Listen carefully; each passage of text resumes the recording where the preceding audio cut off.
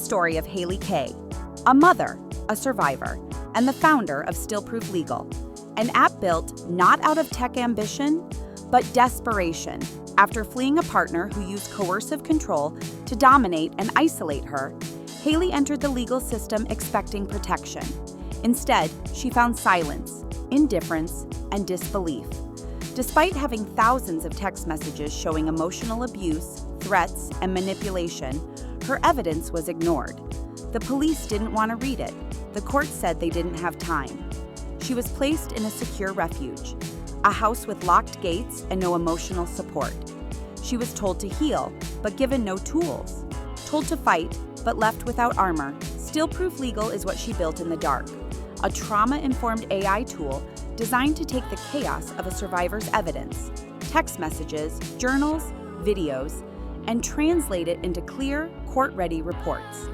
It extracts patterns, cites legal violations, and lays out coercive control in a way that makes it impossible to ignore. But before she built Stillproof, she was alone, exhausted, and nearly gave up. It was made in the depths of darkness of a woman who's been escaping domestic violence. The coercive control that I had endured leading up to me literally fleeing for my life. And I was then faced with the reality of having to face family court with a highly coercive person and protect two babies. I had thousands of pages of text messages of abuse, and no one wanted to look at it, which was probably my biggest issue. She had proof, but no one wanted to see it. I just was overwhelmed. I felt like giving up. I felt that, goodness, I felt like at one point it was probably safer to go back to my abuser so I could still protect my children. And I think that's the reality for a lot of women leaving those sort of relationships, especially where the abuse is really deep and dark and not necessarily physical all the time, where there's a high level of control.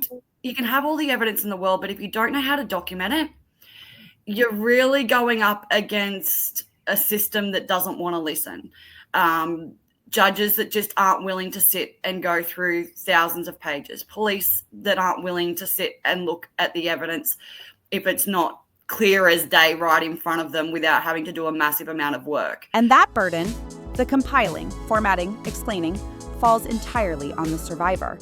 And it's a massive amount of work for a survivor as well, who's trying to juggle healing, the trauma, and balancing if you've got children to be a present, protective parent as well. So I was in a situation where I really had to do something. I knew I had to do something. I didn't know what it was going to be at the time when I started. I just pen to paper. Literally, my notepad and my pen is where it started in the darkness of the night while my kids were sleeping. I just started writing.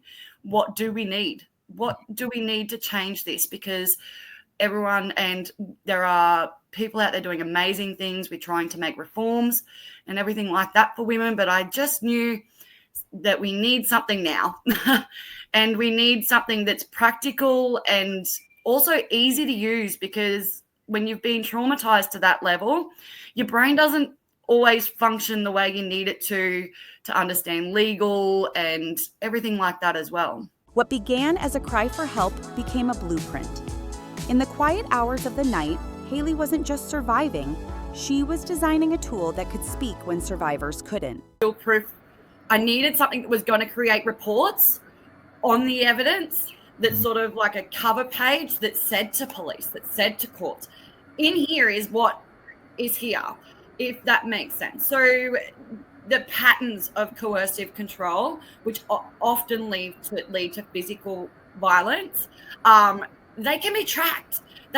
These patterns don't just start, like, these people don't just, one day they're lovely and the next day they're abusing you. You can literally watch the pattern of behavior to where they escalate. And the police and the judges and the solicitors, they understand the law, but they don't understand the patterns. But if I could make something that identified those patterns that could be legally admissible and legally understood, but still staying trauma informed, so these processes aren't re-traumatizing women, that we were making a step ahead, that women could potentially get the help. But I want to simplify it. I want to make it easy. They shouldn't be doing this. They should be healing. They should be spending the time healing. They should be getting the help they need. And the gap in the system is massive. Hayley Kay created Still Proof, so survivors wouldn't have to shout into silence. Now, their evidence can speak clearly and legally.